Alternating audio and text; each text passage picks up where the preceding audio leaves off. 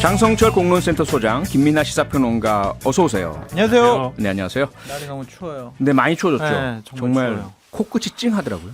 정말 조심하셔야 될 것 같아요. 갑자기 날이 추워져가지고. 네, 청취자 여러분 모두 건강 유의하시기 바랍니다. 유튜브로 지금 저희 모습 생중계되고 있으니까요. 유튜브 MBC 라디오 시사 채널로도 함께해 주시면 감사하겠습니다. 김민아 평론가, 오늘 어떤 뉴스 가져오셨습니까? 네, 민폐노총부터 좌파연합까지. 네, 민주노총은 과연 그렇게 유능한가? 아하. 민주노총이 모든 정권 퇴진 투쟁을 할 수 있는가 지금? 예. 할 수 화물연대, 네, 할 수 있죠. 말씀하시죠. 할 수 있죠. 네.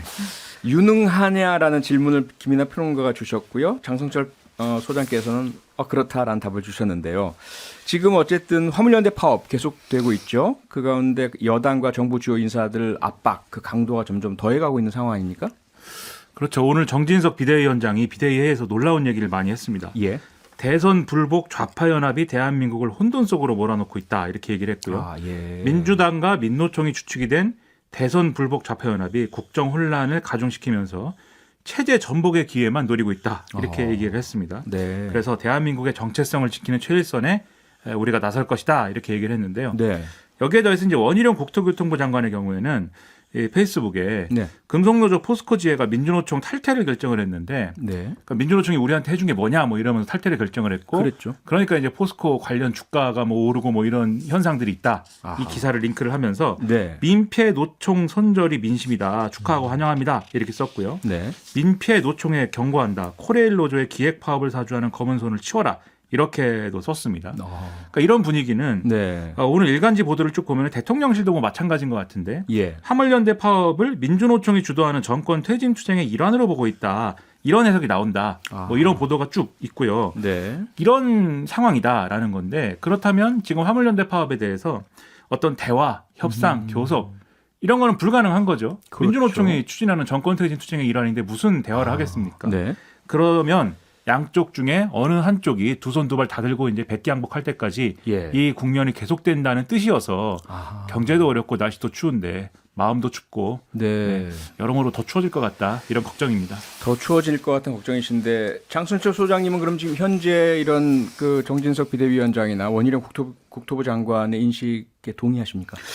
그러니까 정진석 비대위원장이 너무 좀 자극적인 단어를 써서 네. 공격을 해서 이 부분엔 좀 동의하기는 어렵지만 예.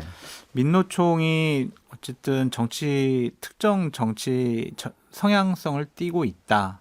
그리고 귀족 노조가 돼버렸다. 아하. 노조의 권익을 지키려는 것보다는 네. 자신들의 정치적인 영향력과 귀족 노조의 기득권을 좀 계속 넓히고 유지하려는데 더 몰두해 있는 거 아니냐.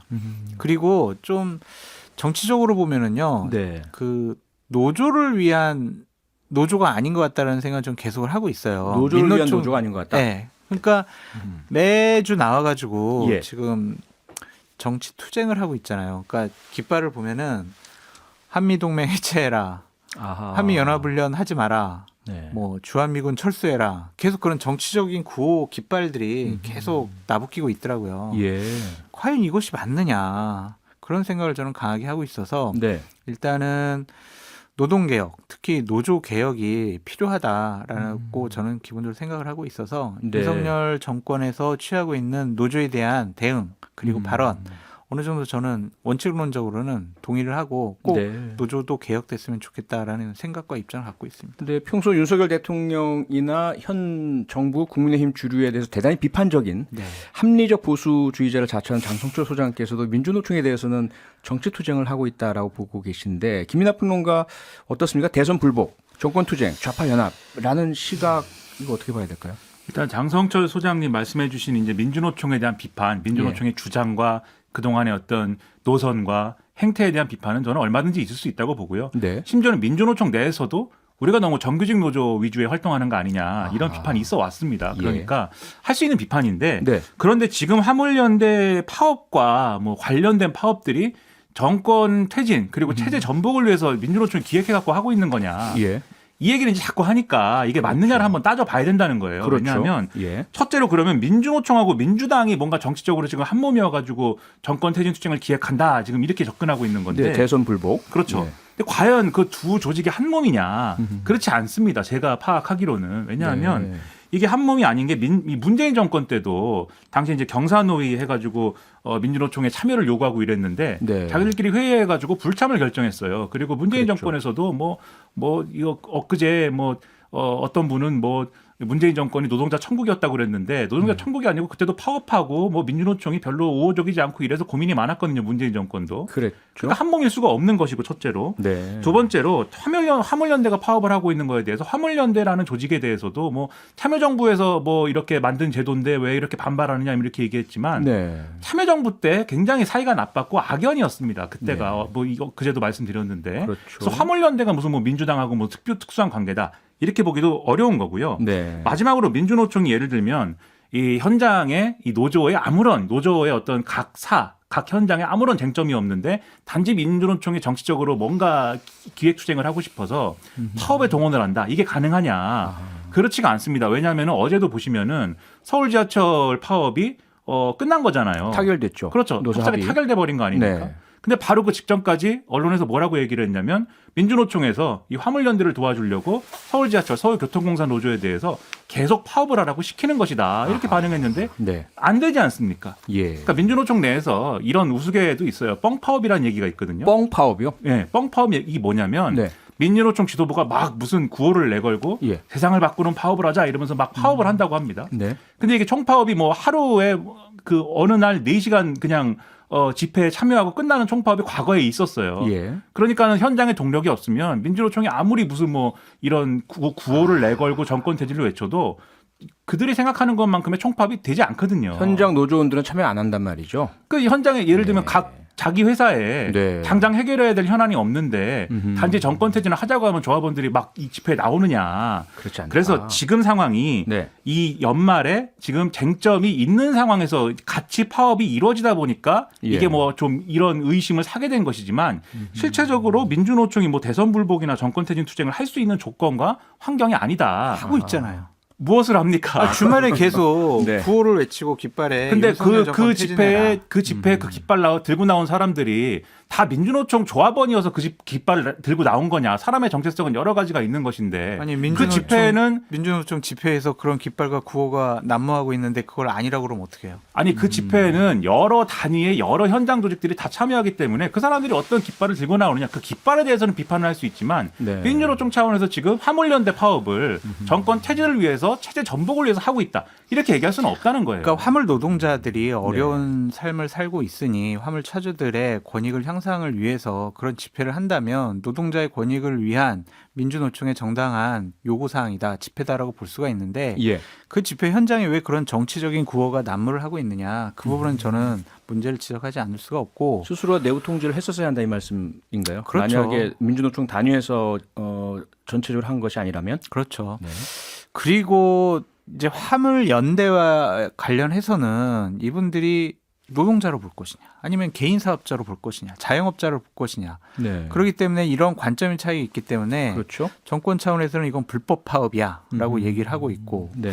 민주노총 차원에서는 이것은 아니다라고 얘기를 하고 있는 부분이 있고 화물연대에서 노조 활동을 하는 분들은 예. 비노조 활동하는 분들에 대해서 상당히 폭력적인 행위를 가하고 있다라는 것도 언론 보도로 계속 나오고 있잖아요. 그런 행위들이 있었죠. 그러니까 이런 돌 던지고 것은 이런 결코 거. 네. 바람직스럽지도 않고 일어나서는 안 돼요. 파업하고 노조 활동할 권리도 있고 네. 파업하지도 않고 노조 활동을 안 할 권리도 다 있는 겁니다. 상대방을 좀 존중을 해줘야지 네. 이런 식의 폭력적이고 횡포 형식의 억압을 하는 것은 결코 옳지 못하다라는 생각이 들고요. 어쨌든 보니까 네. 윤석열 정권은 우리는 더 이상 노조에 끌려다니지 않겠어 네. 라고 얘기를 하고 있고 노조는 우리는 굴복하지 않겠어 그러게요. 라고 얘기를 하고 있어서 네. 김민하 평론가님 말씀하신 것처럼 이 강대강 대치가 오랫동안 갈 것 같아서 걱정스러워요.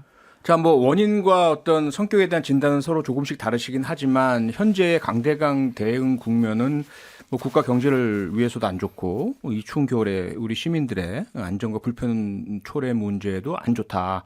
그러면 현 정권은 굳이 왜 이렇게 강경 일변으로 가고 있을까요? 김민하 평론가님 어떻게 보세요? 그러니까 저는 이제 화물연대 파업에 대해서 문제 제기 네. 많이 할 수 있고 예. 그리고 일부 폭력적인 행위에 대해서도 비판할 수 있고 그건 형사적으로 처리를 해버려야죠. 그렇죠. 근데 그건 맞는데 네. 이 대응 방식이 예를 들면 그래도 어쨌든 교섭과 대화와 관련돼서는 대화의 문을 열어놓고 네. 거기에 대해서 정부가 대응을 하고 뭐 이런 어떤 전략적인 접근이 있어야 되는데 지금 그런 전략이 아니고 완전히 무슨 이건 불순분자들이다라는 이 태도 아닙니까? 네. 왜 그런 거냐? 저는 이게 뭐 윤석열 대통령이 그런 인식을 갖고 있기 때문이다라는 생각이 들고 여기에 더해서 정치적인 의도도 나름대로 있는 것 같아요. 무슨 정치적 얘기냐면 의도요? 그렇죠. 지금 이제 윤석열 대통령의 국정수행 스타일에 대해서 예. 지금 보수 유권자층 그러니까 지난 대선에서 윤석열 대통령에게 투표했던 층도 사실 다 만족스러워하지 않지 않습니까? 지지율이 많이 떨어졌을 걸 그렇죠. 보니까요. 그러니까 예. 지지율이 많이 이제 저하된 그런 상황인데 예. 그런데 보수 유권자층이 최대로 이제 끌어모았을 때 그 보수 유권자층이 모두 공유하는 이건 잘하는 거야라고 평가하는 아하. 이슈의 주제가 두 개가 있습니다. 네. 북한하고 민주노총 때리는 거예요. 그 두 개에 대해서는 네. 유승민부터 황교안까지 장성철부터 장해찬까지 다 잘한다고 하는 그 이슈예요. 네. 그러니까 사실은 여기서 이 화물연대 파업의 어떤 정당성 또는 화물 노동자들의 어떤 상태 또 네. 여기에 필요한 제도적 대안 이런 게 핵심이 아니라 기왕 이렇게 나왔으니까 예. 이번에 확실히 이것을 강한 모습을 보여줘가지고 네. 보수 유권자들이 윤석열 정권이 할 일 하는구나 이렇게 딱 마음을 먹게 만들고 이걸 통해서 어떤 정치적인 동력을 확보하려는 거 아니냐 이런 해석도 지금 가능한 상황 아니냐라는 그러니까 거거든요. 정권 차원에서는 이제 끌려다니지 않겠다라는 이유가 뭐냐면 네. 그냥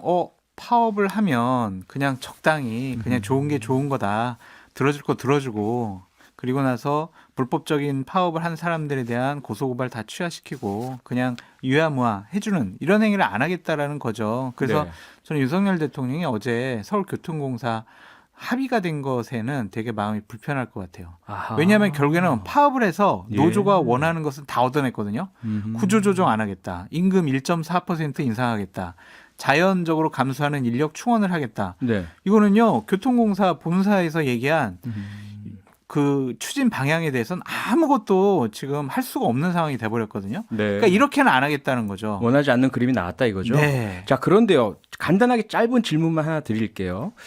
그 과정에서 정부가 최대한 협상하는 노력 했는데도 상대방이 거부하고 강경 대응을 했을 때 어쩔 수 없이 법적인 절차 들어가는 것 하고 네. 아예 처음부터 적으로 규정하고 법적인 절차 들어가는 것과는 상당히 커다란 차이가 있는 거 아니겠습니까? 그런 좀 아쉬운 부분이 있죠. 그렇죠. 당연히 정치가 있다면 당연히 그런 절차를 밟아 나가고 국민의 지지와 꼭 뭐 강경 지지자 아니라도 수긍할 만한 이런 상황으로 가야만 되는 거 아닙니까? 그러니까 그게 정치권이 저는 잘못했다고 말씀을 드리고 싶어요. 여권이 예. 잘못했다기보다 정치권 전체가 정치권 잘못했다고 전체가? 보는 게 뭐냐면 어쨌든 안전운임제와 관련해서는 네. 입법 사항이잖아요. 그렇죠. 그럼 여야가 국회 내에서 제도적인 뒷받침을 해야 되는데 하기로 약속했었잖아요. 지난 6월에. 국민힘도 그렇고 예. 민주당도 적극적으로 나서지 않았어요. 이 부분에 네. 대해서는. 그래서 여야 가릴 것 없이 다 비판받아야 마땅하다는 좀 생각이 들고 이런 네. 부분은 있어요. 안전운임제가 과연 화물차주들에게 정부가 시혜를 베푸는 것이냐 아니면 그들의 어려움을 도와주는 것이냐 네. 이러한 관점 차이도 좀 있다고 보여집니다. 그 문제를 지난 6월 이후에 논의를 해서 결론을 냈었어야 되는 거 아닙니까? 지금 와서 얘기하는 것이 과연 실효성이 있을까요? 시간이나 또 충분하고요. 아니, 그러니까 그 부분에 대해서 제대로 얘기 안 하고 안 협상 안 한 해왔잖아요. 것은 그렇죠? 정부 측에 좀 잘못이라는 생각도 들고 네. 만약 화물연대가 파업하지 않았으면 예. 정부가 이렇게 막 협상하자고도 안 했을 거예요. 그러니까 그렇죠. 그 점은 정부가 잘못한 건데 네. 일단은 화물연대가 파업하는 것 자체가 적절하냐 그 부분도 좀 따져봐야 될 것 같아요. 저는 뭐 하나만 말씀드리면 네. 안전운임제와 관련된 얘기는 뭐 1시간을 해도 모자라요. 그렇겠죠. 그래서 그 얘기는 넘어가더라도 네. 지금 윤석열 정권이 이렇게 화물연대 파업이나 뭐 민주노총 노동단체들의 파업이나 이런 일상적인 어떤 활동들을 예. 다 체제 전복이고 어떤 정권 퇴진이다라고 규정을 해버리면 무슨 문제가 생기냐면 향후 5년간 계속 그래야 됩니다. 계속 그러네요. 이래야 돼요. 그러네요. 그건 안 되지 않습니까? 그렇죠. 노동개혁이든 네. 어떤 노동정책이든 어떤 순간에는 노정대화가 있어야 되고 거기서 합의가 돼야 되는 순간들이 있어야 될 거거든요. 그렇죠. 그거를 생각해서 윤석열 정권이 대응을 그래야 윤석열 정권의 노동정책도 성공할 수 있다. 네. 그 점을 명심했으면 좋겠다라는 겁니다. 짧게만 좀 말씀드리면 윤석열 정권이 지금 전선이 너무 넓어요. 그러네요. 저는 상당히 걱정하고 우려스러운 게 엄청 많은 사람들하고 싸우고 있잖아요. 국회에는 정말 강력한 야당이 있고 예. 또한 언론과도 지금 싸우고 있고 거기다 이제 민노총과도 싸우고 거기다 있대요. 문화계 가수들하고도 싸우고 있고요. 왜요?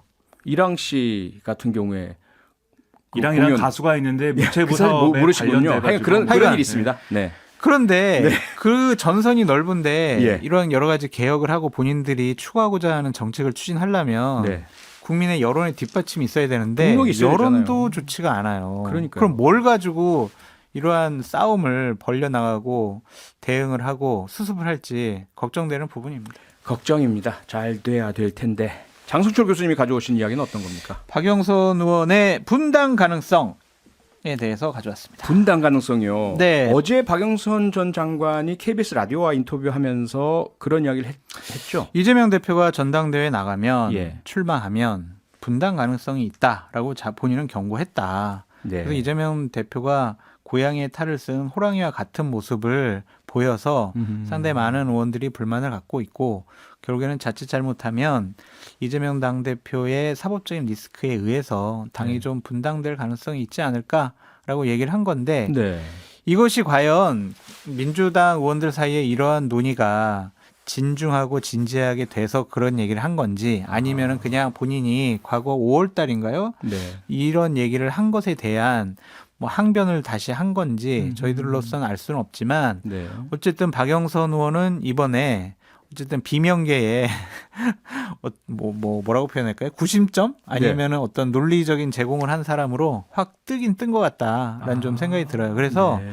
자칫 잘못하면 박영선 의원의 이 발언 때문에 네. 당이 분란이 될 것 같기도 하다라고 좀 생각이 듭니다. 네. 이제 슬금슬금 움직임이 있는 건 사실인 것 같아요. 그런가요? 그러니까 이게 움직임이라는 게 뭐 예. 분당이 될 거다 이런 게 아니고요. 분당 가능성을 논하기에는 굉장히 이른 시점이고, 근데 굳이 이 얘기를 왜 하는 거냐라면은 네. 이재명 대표가 가지고 있는 리스크에 대해서 경고하고 있는 것이지 않습니까? 그렇죠. 그러니까 둘 중에 하나, 이재명 대표가 스스로 그만둬야 된다라고 예. 하는 얘기들, 또는 그만두게 될 것이다, 그만두는 게 불가피할 것이다, 대표를. 네. 이 두 가지 얘기를 놓고 그러면 어떻게 해야 되는가, 포스트 이재명은 어떻게 되는 것이냐라고 하는 이 논의에 슬금슬금 당내에 발을 담그는 이런 흐름들이 형성되고 있다. 그래서 예를 들면 네. 박영선 전 장관 이렇게 얘기를 하면은 최소한 이 박영선 전 장관도 본인은 굉장히 지위가, 그러니까 어떤 정치인으로서의 지위가 상당히 지금 높다고 판단할 거거든요. 네. 최소한 대선 주자급이고 예. 당 대표 정도는 뭐 할 수 있는 위치고, 또는 비상시에는 비대위원장도 할 수 있는 입장이다라고 아마 생각을 할 거예요. 네. 여러 가지 포석을 두고 하는 얘기고, 그리고 이런 얘기가 사실 민주당 내뿐만 아니라 밖에서도 슬슬 나와요. 이거 무슨 누구누구 역할론 이런 거 막 얘기하지 않습니까? 누구누구가 어떤 분이죠? 전직 총리 지낸 사람들, 이낙연, 정세균, 김부겸 막 예. 언론들이 막 쓰지 않습니까? 네. 그분들의 의사와는 상관없이. 예. 그러니까 앞으로도 이 이재명 대표에 대한 수사 상황과 맞물려 가지고 이런 얘기와 움직임들이 계속 나올 것이다. 이게 놀라운 일이 아니다. 이렇게 예. 해석이 됩니다. 저도 있어요. 예, 하면서 말씀하시죠. 딱 손들고 나오는 거죠. 박영선 장관이. 네. 그래서 예. 본인에 대한 지금 존재감 장성철 소장님이 본인도 있다고 하는 줄 아니, 알고. 저도 왜 아니에요. 깜짝 놀랐어요. 네. 본인에 대한 좀 존재감을 드러내기 위한 발언이 아니냐라는 좀 생각이 드는데 네. 참 민주당으로서는 골치 아픈 부분인 것이 틀림없어요. 당내에서도 계속적으로 이재명 당대표의 사법적인 리스크를 네. 당의 공식 기구에서 아니면 공식적인 직책을 맡고 있는 의원들이 방어하고 옹호하는 것이 맞는 것이냐라는 것에 대한 끊임없는 논의가 있잖아요. 그렇죠.